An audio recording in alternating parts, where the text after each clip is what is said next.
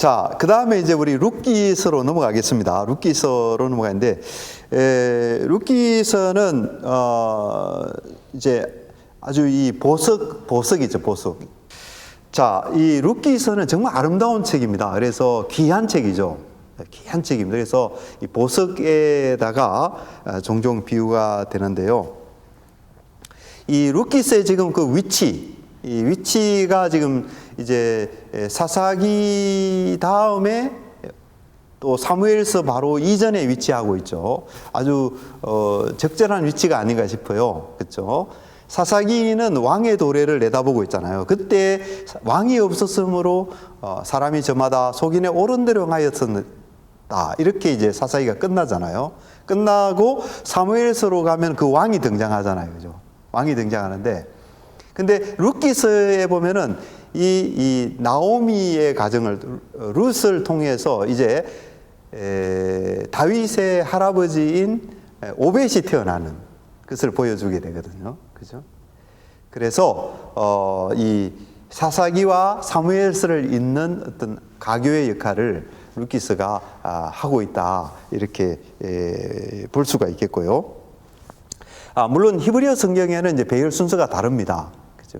우리 우리 한글 성경에는 또 70인경에는 이 배열이 이제 이렇게 되어 있습니다만은, 원래 마소라 성경에는 룻기서의 위치가 다르죠. 룻기서는 성문서에 포함됩니다. 역사서에 포함되지 않고, 그래서 시편, 욥기, 잠언, 룻기 이런 식으로 배열이 돼요.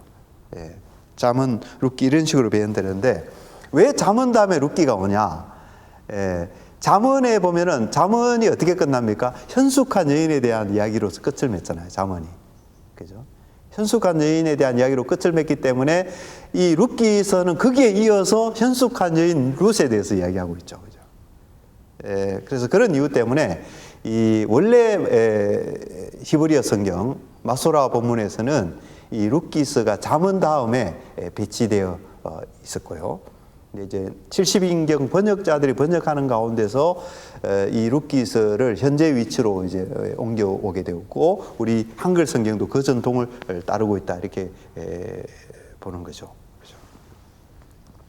그 정도로 말씀드리겠고요.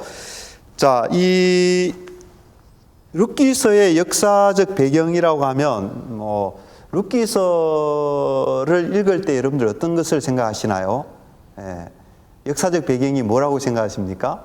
근데요, 룻기서에는 잘 나타나고 있지만, 전면에 잘 나타나진 않지만, 사실은 룻기서는 굉장히 불행한 시대의 시대적 배경을 가지고 있어요.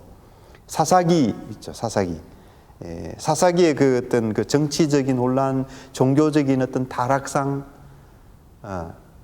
그런 엄청난 그 문제와 이 복잡한 어떤 그런 혼란이 지배하던 시대거든요. 사사시대가. 그 사사시대를 룻기의 내용이 배경으로 하고 있다라는 거예요. 사실은 이제 룻기서에도 그게 암시되고 있긴 하죠.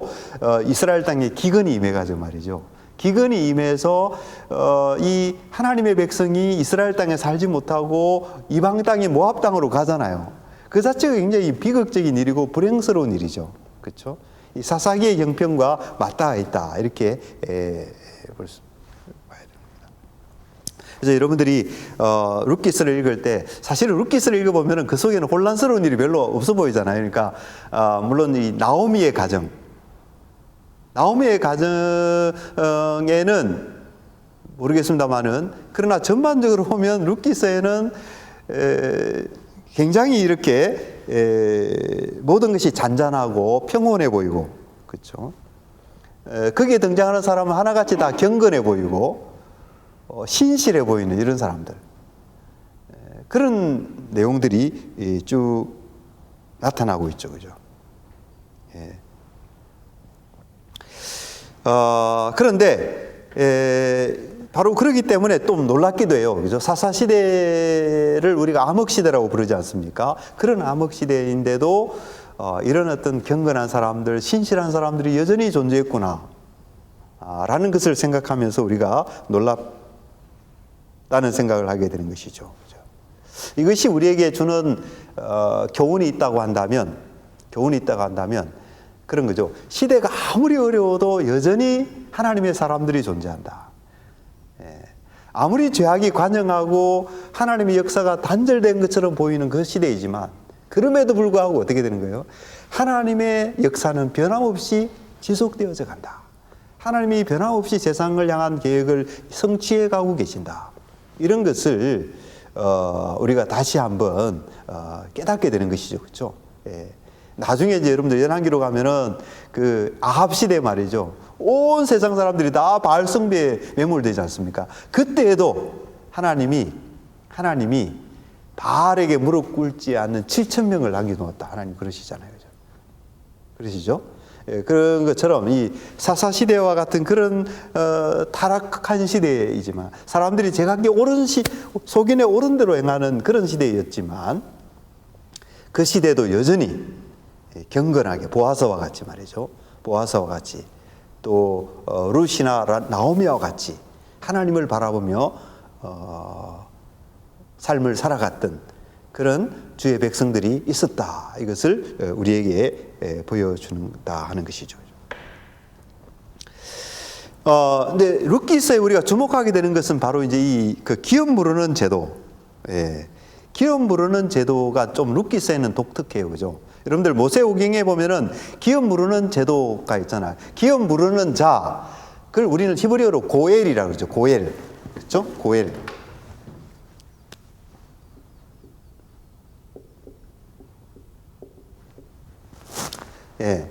기업 무르는 자, 고엘 이렇게 부르는데 이게 이제 사실은 번역하면은 이 말은 리디머라는 말이에요. 리디머.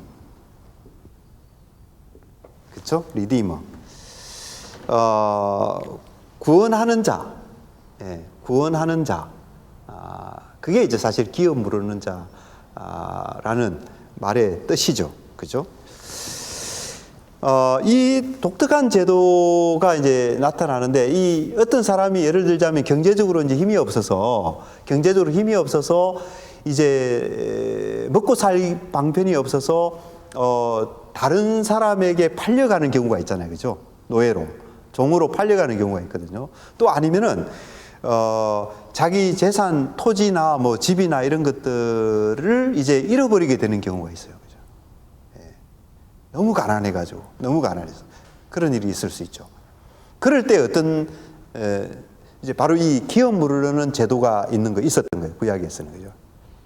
그래서 일가 친척 중에 가까운 친족 중에 능력 있는 사람이 대신 이제 이렇게 대가를 지불해주고 그 종의 신분에서 지위를 회복시켜 준다라든지 그리고 또 잃어버린 그 토지라든지 이런 것들을 다시 되찾아주는 그런 역할을 하는 거예요. 그러니까 이 고엘이라고 하는 그 역할은 굉장히 감사한 일이죠. 자, 이런 어떤 그 사회 시스템 속에 말이죠. 언약 백성 이스라엘 공동체의 그 어떤 사회 시스템 속에 이런 제도가 있다라는 것이 굉장히 이제 많은 것을 가르쳐 주는데요. 무엇보다도 그것은 하나님이 어떤 분인가를 가르쳐 주시는 것 같아요. 하나님이 어떤 분이신가? 하나님이 긍휼이 많으신 분이다. 자비가 많으신 분이다. 가난하고 힘없고 억눌리고 이런 사람들에 대해서 하나님이 그들을 돌보시는, 그들에 대해서 관심을 가지시는 그것이죠. 그죠? 그래서 이런 어떤 하나님이 어떤 분인가를 잘 가르쳐 주는 그런 제도가 이 기업 무르는 제도가 아닌가. 그런 하나님의 뜻을 우리가 잘 헤아려야 될 것 같아요. 그죠? 언약 백성들은, 특히 주의 백성들은, 주의 자녀들은 우리가 어떻게 살기를 원하는가? 하나님의 백성의 공동체가 어떤 모습을 가지기를 원하는가? 그런 하나님의 뜻이잖아요. 그죠? 그 뜻이 이 기업 무르는 제도 속에 잘 담겨 있다라고 하는 것이죠. 자, 그런데 이 룻기서에 나타나는 기업 무르는 제도는 좀 독특해요. 왜 그런가 하면은 여기에는 이제 이렇게 단순히 재산을 되찾아준다 이 차원에 머물지 않고 결혼까지 같이 해서 자녀를 낳아서 이제 대를 잇게 만들어주는 이런 역할까지도 기업 무르는 일에 포함된다라고 하는 것. 이것이 좀 독특한 것이죠. 독특해요. 물론 이제 구약 이스라엘에는 그 소위 수혼 제도라는 게 있습니다. 수혼 제도. 영어로는 레비레이트라고 그러죠. 레비레이트. 이걸 이제 수혼 제도. 뭐냐면은 이제 형이 먼저 죽었다 이렇게 자식이 없이 형이 죽고 나면은 동생이 어떻게 하죠? 동생이 그 형수를 아내로 맞이해서 자식을 낳는 거예요. 자식을 낳아서 그 자식을 형의 이름으로 이제 대를 잇도록 만들어주는 그런 일인 것이죠. 그렇죠? 예. 그런 일인데 이것도 어떻게 보면 이제 대를 잇지 못하는 그 형의 입장을 생각해서 구약 이스라엘 사람들은 그걸 굉장히 불행으로 생각했던 것 같아요. 굉장히 불행으로 생각했기 때문에 이제 그런 것을 막아주기 위해서 만들어진 제도인 것이죠. 그래서 그렇게 보면은 이제 그런 제도도 어떻게 보면 하나님의 긍휼과 자비와 사랑 이런 것을 잘 반영하고 있는 그런 제도의 하나였다라고 볼 수가 있습니다. 오늘날 우리의 관점에서 보면 좀 낯선 관점이긴 하지만 고대 근동의 문화적인 상황 속에서는요, 이제 그런 제도가 어쩌면 거기에서는 아주 좋은 어떤 제도로서 이제 사용되고 있었다라고 하는 것이죠. 이걸 이제 우리는 수혼제도라고 하는데 다른 말로 하면은 형사취수제도. 형사취수. 그러니까 형이 죽고 나면 이제 형수를 아내로 취한다. 그런 의미에서 이제 형사취수라고 그렇게 부르는 것이죠. 근데 루키서에서는 이제 재미있는 것이 이 고엘, 소위 기업 무르는 제도와 이 형사취수 제도가 합쳐져 있는 형태로서 나타난다라고 하는 것이 독특한 것이다. 그렇게 우리가 예를 그렇게 이제 생각을 하게 되는 것이죠. 여러분들 이제 한 가지 기억해 두셔야 될 것은 모세오경이 뭐냐? 어떤 사람들은 모세오경에 나타나는 기업 무르는 제도와 룻기에서에 나타나는 기업 무르는 제도가 좀 다르기 때문에 거기에서 어떤 문제를 제기하는 사람들이 있어요. 그죠? 그러니까 룻기서에 나타나는 내용이 뭐 역사적이 아니다. 역사적 사실이 아니다. 그렇게까지 막 나가는 거죠. 그죠? 근데 그거는 여러분들 모세오경에 대한 오해인 것입니다. 모세오경은 말이죠. 어떻게 이해해야 되는가 하면은 언약 백성의 삶을 규정하는 하나의 기본 원리, 베이식 프린시플. 그죠? 모세오경은 어떤 구체적인 하나의 그 법 조문을 제시한다고 보면은 좀 곤란한 것 같아요. 그러니까 어떤 상황에 있었든지 그대로 적용되어야만 하는 하나의 어떤 뭐랄까요, 이렇게 법 조문 그런 성격이라기보다도 모세오경에 담겨 있는 내용은 언약 백성의 삶을 규정하는 기본 원리다라는 기본 원리. 여러분들 기본 원리는 뭡니까? 여러 가지 상황과 그런 속에서 다양하게 적용될 여지가 있는 거죠. 꼭 그대로가 아니라, 문자 그대로 꼭 그대로가 아니라 그 정신을, 그 원리를 반영하는 그런 어떤 적용이 가능했다라는 거죠. 그렇게 이해를 해야 됩니다. 그래서 이 룻기서에 나타나 있는 것은 모세오경에 나타나는 그 제도가 지금 이 나오미의 가정 속에 적용된 형태다, 이렇게 볼 수 있는 거죠. 그죠? 형사취수제도와 기업 무르는 제도가 이렇게 하나로 결합되어서 적용되어지는, 그렇게 해서 뭘 반영하는 것이죠? 그 모세오경에 나타나는 그 법정신, 그런 어떤 삶의 원리, 이런 것들을 잘 반영하는 제도다, 이렇게 이제 우리가 이해를 할 수 있게 됩니다. 여러분들 나오미 입장에서 말이죠. 나오미와 룻의, 특히 나오미의 입장에서 보면은 이런 결혼 제도까지 포함되지 않으면요, 기업 무르는 제도는 완성되지 않아요. 그렇죠? 왜냐하면 나오미에게 아들이 없으니까. 아무리 땅을 다시 되돌려주고 재산을 회복시켜 주어도 그건 별로 의미가 없잖아요. 그 땅을 관리할 사람도 없는데, 그 땅을 이렇게, 그 땅에서 농사 지을 사람도 없는데, 그리고 또 그 땅을 계속 이게 뒤로 가면서 이어받을 후손들이 없는 상황에서는 기업 무르는 제도가 아무 의미가 없잖아요. 그렇기 때문에 이 경우에 한해서는 뭡니까? 기업 무르는 제도 속에 당연히 결혼하는 것까지도 같이 포함됐을 수밖에 없다라는 것이죠. 이렇게 우리가 이해를 하면 될 것 같아요. 자, 그 다음에 이제 사사기의 문학적 구조는 여러분들이 이제 한번 보시고 바로 룻기서의 내용을 들어가도록 하겠는데요. 자, 룻기서의 내용은 한마디로 말해서 한 여인이죠. 한 여인, 나오미입니다. 나오미.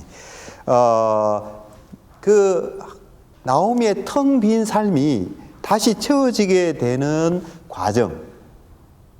그녀가 어떻게 모든 것을 다 잃어버리고 정말 텅 빈 여인이 되어버렸는데 그 여인이 다시금 하나님의 은혜로서 충만하게 채워지게 되어졌는가, 그것을 보여주는. 따라서 룻기서의 주인공이라고 하면 어떻게 보면요, 나오미라고 할 수 있어요. 나오미라고 할 수 있어요. 룻기서의 구조도 보면 그렇습니다. 룻기서의 구조도 보면은 처음에 룻기서 1장에 나오미에 대한 이야기가 먼저 나와요. 나오미에 대한 이야기가 나오거든요. 그리고 룻기서의 끝부분에도 보면은 나오미에 대한 이야기가, 나오미가 오히려 주인공으로 소개되고 있어요. 그렇죠? 그래서 책의 제목과는 달리 사실은 룻기서의 그 주인공은, 참된 주인공은 이 나오미다, 이렇게 볼 수가 있습니다. 그러니까 나오미가 모든 것을 다 잃어버린 그 삶 속에서 다시 회복되어지는 그 모습을 보여주는데요. 여러분들 그것을 조금 더 거시적인 차원에서 생각하면 이렇게 볼 수 있습니다. 지금 텅 빈 여인이 되어버렸잖아요. 아는 남편도 잃어버리고 자식도 잃어버리고. 그렇게 된 여인의 모습은 뭐하고 닮아 있는가 하면요. 뭐하고 닮아 있는가 하면 지금 사사시대의 이스라엘 백성의 모습하고 똑같은 거예요. 그들이 이방 민족들에게 박해를 받고 고난을 당하고 부르짖고 정말 비참한 상태로 빠져들게 되잖아요. 사사시대 이스라엘 백성들이죠. 그러다가 그 이스라엘 백성들이 나중에 어떻게 됩니까? 회복되죠. 누구를 통해서 회복됩니까? 다윗을 통해서 완전히 회복되게 되잖아요. 그렇게 보면 이 나오미의 삶과 이스라엘 백성 전체의 삶이 유비관계에 놓여 있다는 것을 알 수가 있습니다. 유비관계에 놓여 있는 거예요. 그래서 나오미가 이렇게 텅 빈 상태에서 충만하게 채워지는 상태로 나아가게 된 이런 것은 사사대 시대에 불행한 상태에 빠져있던 그 이스라엘 백성들이 마침내 하나님의 은혜로 말미암아 다윗을 통해서 다시 이스라엘 백성들이 온전하게 회복되어지는 그 모습을 예고하고 있다. 그 모습을 보여주고 있다. 이렇게 볼 수가 있습니다. 그렇죠? 자, 이 룻기서는요, 이제 다윗을 여러 군데 예고하고 있는데요. 룻기서 4장 17절에 가서 보면 다윗에 대한 이름 언급이 분명히 나타나고 있고, 그죠? 명시적으로 다윗이 언급되지 않습니까? 그리고 이제 나오미의 고향이 어디죠? 베들레헴이죠, 베들레헴이죠. 여러분들 다윗의 고향이 어디입니까? 베들레헴이죠. 그렇죠? 그래서 여기에 베들레헴이라는 지명도 이미 다윗을 암시하고 있는 거예요. 그래서 룻기서는 여러 면에서 이 앞으로 나타나게 될 이 다윗의 등장을 예고하고 있는 그런 것을 알 수가 있습니다. 자, 그런데 이제 우리가 좀 더 생각해 봐야 될 것은 지금 이제 이 베들레헴 말이죠. 베들레헴 지역에 기근이 들었던 거예요. 그래서 많은 사람들이 이제 그 기근 때문에 어려움을 당하고 고난을 당했지 않겠습니까?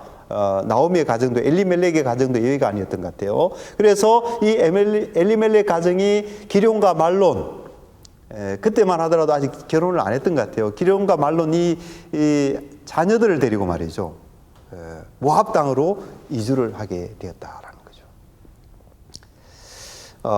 얼마나 어려웠길래, 그죠? 얼마나 형편이 어려웠길래 하나님의 백성이 말이죠. 하나님의 백성이 약속의 땅 아닙니까? 가나안 땅, 그죠?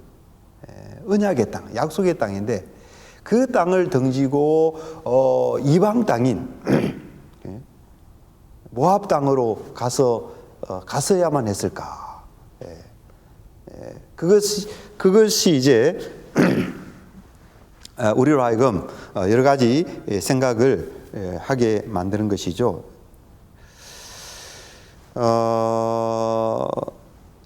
여러분들 그 사건을 어떻게 보아야 될까요? 제가 이런 질문을 드리는 것은 다름이 아니라 이 엘리멜렉이 그렇게 한 것이 잘한 일일까요? 못한 일일까요? 그죠? 형편이 어려워졌다고 해서, 그죠? 살기 힘들어졌다고 해서 하나님의 백성이 언약의 땅, 약속의 땅을 저버리고 모압 땅으로 갔다. 이것을 우리가 어떻게 봐야 하느냐는 거죠. 어떻게 평가해야 하는가 하는 것이죠. 여러분들 잘못된 일일까요? 하나님이 기뻐하시지 않는 일일까요? 하나님이 진노하시는 일일까요? 엘리멜렉이 죽고 그 다음에 기럯과 말론이 그 모압 땅에서 죽어버렸잖아요. 그 일은 그러면 하나님의 심판으로 일어난 일일까요? 잘못된 일을 했으니까, 그렇죠? 그에 대한 벌로소 하나님께서 그런 일을 경험하게 하셨는가? 이런 질문들을 읽으면서 우리가 이 본문을 읽으면서 하지 않을 수가 없는 것이죠. 그럴 때 여러분들 우리는 어떻게 생각해야 됩니까? 우리는 어떻게 생각해야 되죠? 중요한 것은 이 본문을 잘 살펴보는 거죠. 이 본문에서 이 문제에 어떤 빛을 던져주는 내용이 나오는가, 그것을 우리가 꼼꼼하게 면밀하게 살펴보는 그런 작업을 반드시 해야 되는 것입니다. 반드시 해야 되죠. 그렇지 않고 그냥 사변적으로 만 하면 안 되는 것이죠. 그렇죠. 근데 여러분들 룻기서 1장을 가만히 읽어보면요, 곰곰이 읽어보면은 아무리 읽어봐도 여기에는 이 엘리멜렉의 행동이 잘못됐다, 그것이 하나님 앞에 범죄하는 행위였다라고 말해주는 내용은 나타나잖아요. 다만 뭐가 나타나죠? 이 나오미의 말만 있죠. 나오미의 말. 근데 그것 가지고 평가하기는 힘들어요. 나오미 자기의 생각이니까, 그렇죠? 나오미 자기의 생각이지 그게 하나님의 생각은 아니잖아요. 또 성경 기록자의 생각은 아니잖아요, 그죠? 가령 이렇게 이 본문을 기록한 기록자가 내레이터가 말이죠. 내레이터가 어떤 평가하는 말을, 이런저런 평가하는 말을 그 속에 넣어 놓았다고 한다면 우리가 알 수 있는 일이죠. 그렇죠?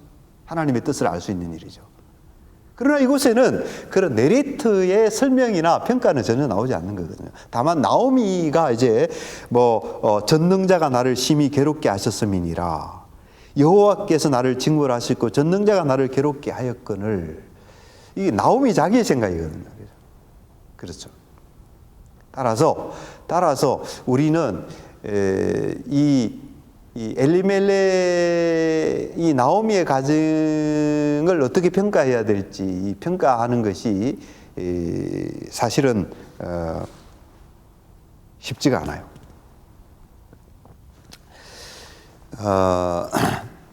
그 얘기는 여기에 이제 성경에서 보면 이 가정이 잘못했다라고 성경은 말하고 있지 않아요. 사실은 죄를 지었다라고 분명히 그것은 말하고 있지 않는 것 같아요. 여러분들 참고로 제가 한 구절 하나 소개해드리고 싶은 것은 열왕기하 8장입니다. 여러분들 열왕기하 8장에 보면은 그게 뭐가 나오는가 하면요, 수넴 여인 아시죠? 엘리사 시대 때 이 수넴 여인을 이제 엘리사가 이제 이렇게 그 아들이 죽었을 때 기도해서 이 아들을 살려주잖아요, 그죠? 살려주는데 그때에도 이스라엘 땅에 기근이 들었던 거예요. 기근. 그죠? 기근이 들어서 많은 사람들이 어려움을 겪게 됐는데, 그때는 말이죠, 이 엘리사 선지자가 이 수넴 여인에게 직접 말해요. 우리 이 땅에 지금 기근이 들 테니까 여기에 가만히 있지 말고 저기 멀리 이주해 가서 기근을 피하여라, 이렇게 말해주거든요. 말해줘요. 그래서 이 수넴 여인이 어디로 가는가 하면 블레셋 땅으로 갑니다. 블레셋 땅으로 가서 7년 동안 블레셋에 머물러요.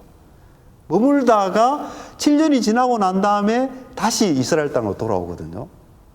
이제 돌아왔을 때 이제 보면은 이 7년 동안 남의 땅에 가 있었으니까 이제 이미 토지 소유 관계도 여러 가지 이제 문제가 생겨버리고 그랬던 것 같아요. 그죠?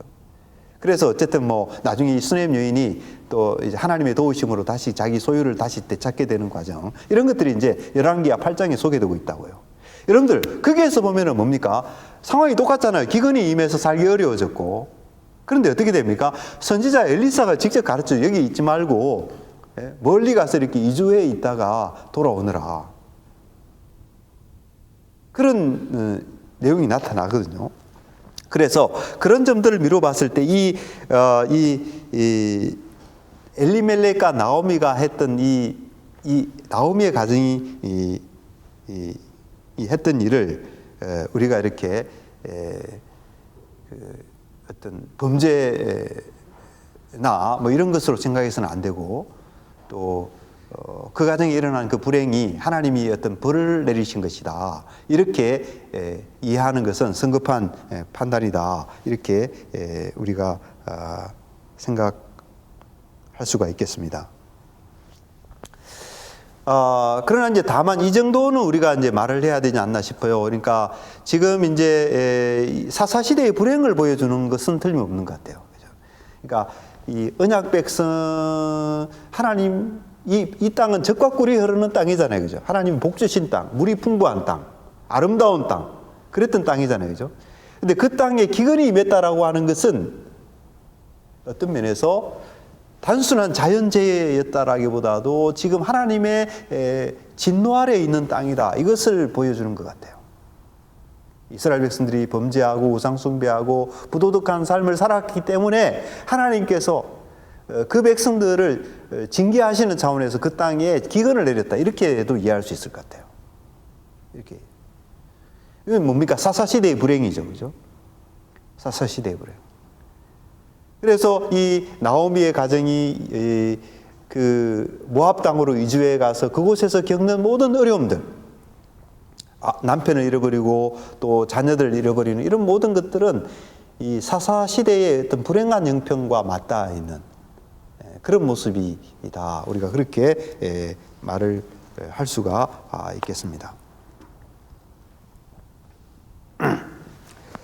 자, 그러면 나오미의 생각은 우리가 어떻게 이해를 해야 되느냐 하는 것이죠. 나오미가 이렇게 말했지 않습니까? 이 1장 20절에 보면은 전능자가 나를 심히 괴롭게 하셨음이니라. 21절에 보면 여호와께서 나를 징벌하셨고 전능자가 나를 괴롭게 하셨거늘. 나오미가 이 말을 했는데 이거를 어떻게 우리가 봐야 되느냐. 그렇죠. 이제 그런 문제인데, 여러분들, 나오미의 입장에서는 이렇게 말할 수밖에 없었을 것 같아요. 그렇지 않습니까? 나오미의 입장에서는 이럴 수밖에. 나오미는 지금 하나님의 뜻을 모르잖아요. 그죠? 나오미는 지금 하나님이 무슨 일을 하려고 하시는지 모르잖아요. 사실 어떤 면에서 나오미에게 일어난 이런 일 때문에 이것이 매개체가 되어서 어떻게 되죠? 다윗 왕이 등장하잖아요. 그죠? 룻이 등장하게 되고, 룻을 통해서 지금 오벳이 태어나게 되고, 오벳을 통해서 이새가 태어나게 되고, 이새를 통해서 다윗이 등장하게 돼요. 이거 엄청난 하나님의 역사 아닙니까? 그죠? 엄청난 하나님의 역사죠. 지금 나오미는 그걸 알 길이 없는 거죠. 다음 나에게 왜 이런 불행한 일이 와서. 그런데 공교롭게도 그 불행한 일이 이방 땅에 가 있을 때 일어났고 그랬단 말이죠. 그러니까 나오미가 무슨 생각을 하겠어요? 지식의 한계가 있고 깨달음의 한계가 있고 연약한 한 인간일 뿐이잖아. 나이 많은 할머니, 아무 힘없는, 정말 그렇죠? 아무 힘없는 그 할머니 입장에서 이런 어떤 감당하기 어려운 시련 아니에요. 그죠? 한 인간으로서는 정말, 그죠? 한 여인으로서는 견딜 수 없는 그런 불행이죠.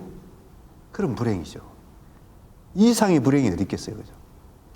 그런 불행 앞에서 나오미가 할 수 있는 반응이 뭐겠어요? 이럴 수밖에 없지 않겠어요?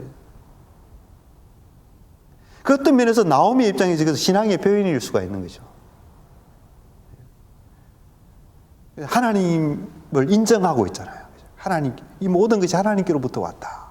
하나님께로부터 왔다. 뭐 징벌했다 이런 표현을 쓰기도 하고, 그 다음에 하나님께서 나를 괴롭게 하셨다 이런 표현을 쓰기도 하지만, 그걸 또 이렇게 다르게 보면 모든 것을 하나님께서 주관하신다라고 하는 그런 어떤 관점이 그 속에 사실은 들어있는 것이죠.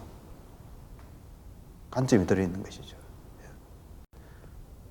모든 것을 하나님께서 주관하시잖아요. 우연이라는 없잖아요. 우연이라는 없는 것이거든요. 그런 의미에서 이 가장 큰 불행도 뭡니까? 우연이 아닌 거예요.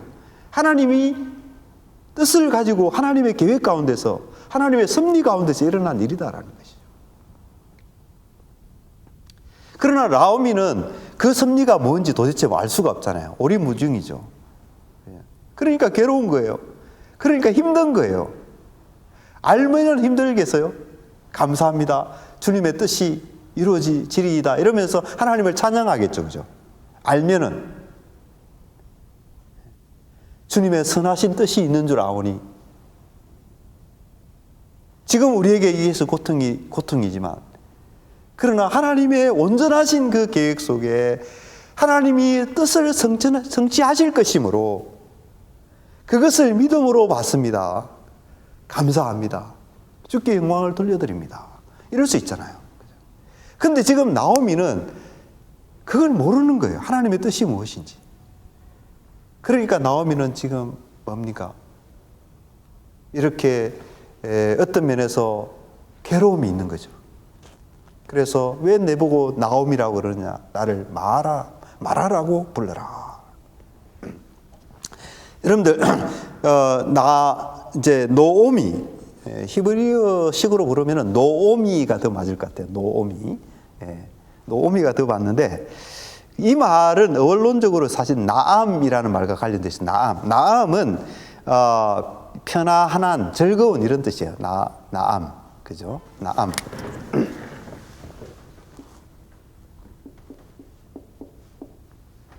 혹은 이제 나임. 나암 하면 이건 동사고, 나임 하면 이제 이 형용사죠. 그죠? 나임은 형용사인데, 다 이제 뭐 편안한, 즐거운 이런 뜻을 가지고 있어요. 그러니까 이제 나오미가, 동네 사람들이 나오미 보고 나오미가 돌아왔다 이러니까 나오미가 뭐라, 왜 나보고 나오미라고 그러느냐? 나는 나오미가 아니고 나는 마라다. 마라. 마라가 뭡니까? 씁쓸함이라는 뜻이에요. 씁쓸함. bitterness.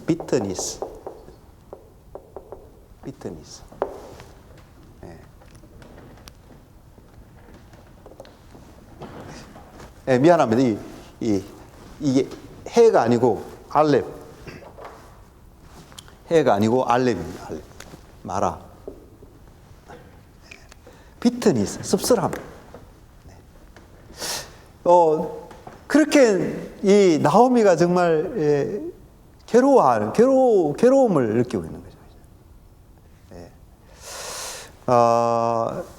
하나님의 섭리, 하나님의 놀라운 계획, 하나님의 놀라운 뜻을 알지 못할 때 인간이 보이는 반응, 이거지 않나. 그런, 그렇죠? 그런 생각을 우리가 하게 되는 것이죠. 그죠? 그러나 이제 하나님께서는 이 나오미를 통해서, 지금 나오미의 가정을 통해서 놀라운 일을 계획하고 계신다. 여러분들 그 신약성경에 보면 요한복음 9장에 나오잖아요. 날 때부터 소경된 사람이 있죠. 그렇죠? 제자들이 물었잖아요. 사람들이. 이 사람이 왜 이렇게 누구 죄 때문에 이렇게 날 때부터 소경이 됐습니까? 물을 때 예수님 뭐라고 하셨어요? 그렇죠. 하나님의 영광을 위해서 하나님의 뜻이 있다라는 거예요. 하나님의 섭리 가운데서 되어진다라는 거예요. 그 개인이 이렇게 소경으로 태어나서 살아가는 것은 얼마나 개인에게는 힘든 일일까요? 얼마나 불행한 일일까요? 우리가 알 수 없는 일이죠. 신비로운 일입니다. 우리의 이성이 미치지 못하는 영역에 있는 거예요. 하나님의 섭리는 너무나도 높고 너무나도 깊습니다. 이 우주를 통치하시는, 만유를 다스리시는 이 어마어마한 우주, 이 광활한 역사, 그 복잡한 모든 세상사, 이것 가운데서 하나님이 섭리하시고 운행하시고 역사하셔서 마침내 뭡니까? 하나님이 뜻이 이루어지도록 하시잖아요. 그 가운데 우리가 살아가고 있거든요. 가운데 살아가고 있거든요. 그래서 이제 우리가 어떤 불행을 당하고 어려움을 당하고 이럴 때, 그때에 우리가 이 섭리신앙을 반드시 가져야 되는 것이에요. 섭리신앙은 나에게는 이것이 불행이지만, 고통이지만, 그러나 이 모든 상황을 누가 주관하고 계시다? 하나님이 다스리고 하나님이 주관하고 계시고 하나님의 뜻을 이루어가는 그 도상에 있다. 그런 어떤 믿음, 이것을 우리는 섭리신앙이라고 할 수 있을 것 같아요. 섭리신앙. 어떻게 보면 나오미도 여기서 일종의 그런 섭리신앙을 분명히 표현하고 있기는 한 것 같아요. 그죠? 전능자가 나를 이렇게 하셨다. 또 여호와께서 나를 징벌하셨다. 이런 말을 하는 속에 어떤 이 나오미의 어떤 신앙의 어떤 일면을 드러내고 있는 것만은 분명한 것입니다.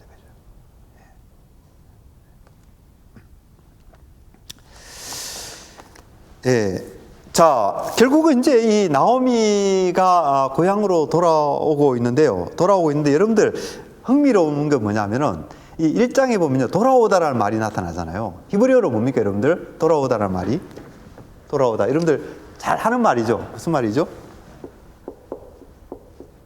슈브. 슈브는 지리적으로 이제 공간적으로 이렇게 지리적으로 돌아온다, 컴백 이런 리턴 이런 의미를 갖습니다만은 또 이렇게 영적으로나 도덕적으로 이것을 돌이킨다, 회개한다 이런 의미도 갖거든요. 슈브가, 그죠? 이런 의미도 갖는데, 근데 재밌는 것은 이 슈브라는 단어가 룻기서 1장에 말이에요. 12번 사용되는 거예요. 12번 사용되는데 그 중에서 6번은 모압으로 돌아가는데, 그러니까 뭡니까? 나오미의 며느리들이죠, 그죠? 나오미의 며느리들.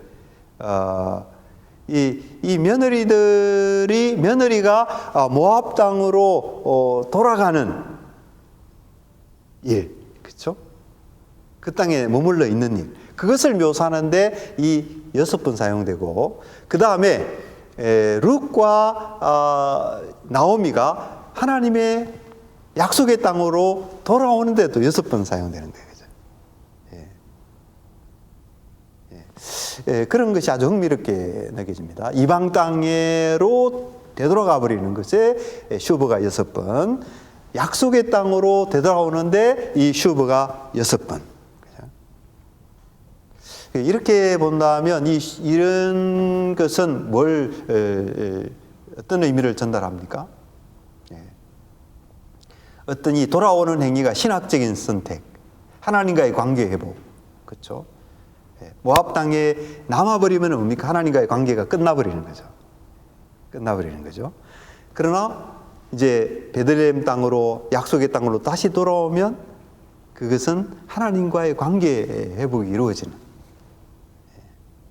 어떤 이런 신학적 선택과 관련되어 있는 그런 말이다, 이렇게 생각이 됩니다.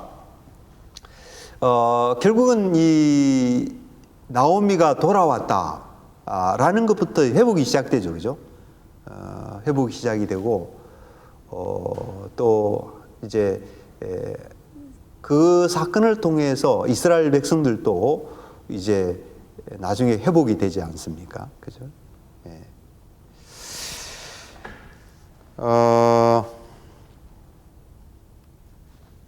그런 슈보와 관련된 그런 그 의미를 한번 생각해 볼 필요가 있겠고요. 자,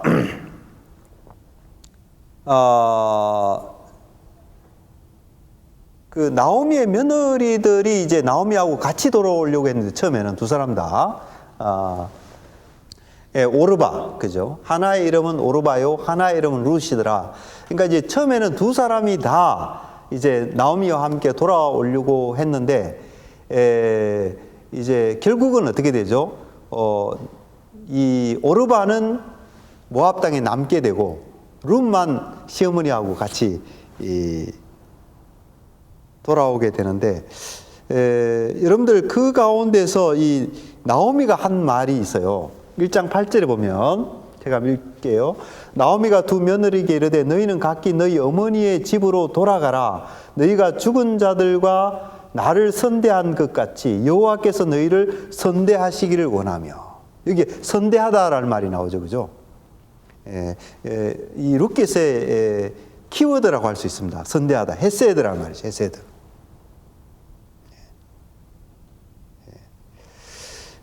이 하나님과의 그 언약 관계 속에서 이제 사용되는 그런 말이죠, 그죠? 언약의 정신, 언약의 가치를 담아내고 있는 말이 이 헤세드라는 말인데, 뭐 신실함, 그 다음에 친절함, 사랑, 헌신 이런 어떤 의미들을 담고 있는 말 아닙니까?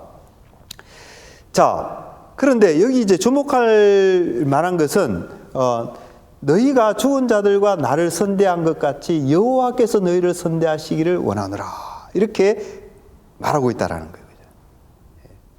자, 여기에서 뭐가 나타나죠? 그러니까 이 며느리들이 보여주었던 그 선대, 헤세드, 그렇죠? 그것과 하나님의 헤세드가 같이 나란히 나타나고 있어요. 그죠? 며느리들이 선대를 베풀었으니 헤세드를 베풀었으니 하나님께서 그들에게 헤세드를 베풀어 주실 것이다. 그러니까 며느리들의 헤세드와 하나님의 헤세드가 어떻게 됩니까? 서로 대응 관계에 놓인다라는 거예요. 예, 이걸 여러분들이 아주 중요하게 보아야 되는 거예요. 보아야 되는 거예요. 결국은 인간들이 말이죠. 인간이 서로에게 헤세드를 베풀잖아요. 그죠? 서로에게 선대를 베풀면 그것이 어떻게 되느냐? 하나님의 더 큰 헤세드를 경험하게 된다. 그건 거예요. 사실은 룻기서는 그걸 말해주고 있습니다, 여러분. 꼭 기억하셔야 됩니다.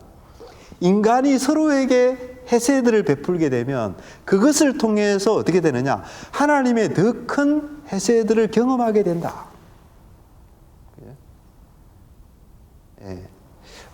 며느리, 대표적으로 룻이죠.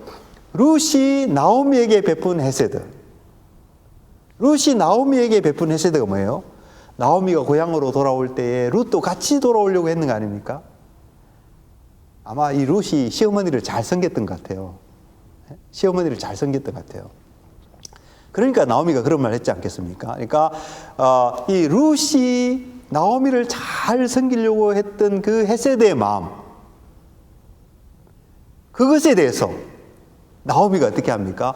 여호와께서 너희들에게 헤세드를 베풀어 주시기를 원하노라 이렇게 축복하고 있지 않습니까? 그러니까 룻의 헤세드와 여호와의 헤세드가 서로 대응관계에 놓여 있다. 인간이 서로를 향하여서 헤세드를 베푸게 될 때 그 헤세드는 여호와 하나님으로부터 헤세드를 받게 되는 매개체가 된다. 저는 그걸 이제 여러분들 헤세드의 순환관계라 이렇게 표현하고 싶어요. 헤세드의 순환관계라. 아주 중요한 영적인 그 원리가 속에 있는 것 같아요. 그래서 우리 하나님의 백성들이 말이죠. 하나님은 헤세드의 하나님 아닙니까? 그죠? 하나님의 헤세드의 하나님이죠. 우리 하나님의 백성들도 누구예요? 헤세드의 사람들인 거예요. 우리들도. 헤세드의 사람이죠. 그러면 그 속에 어떤 원리가 작동하느냐?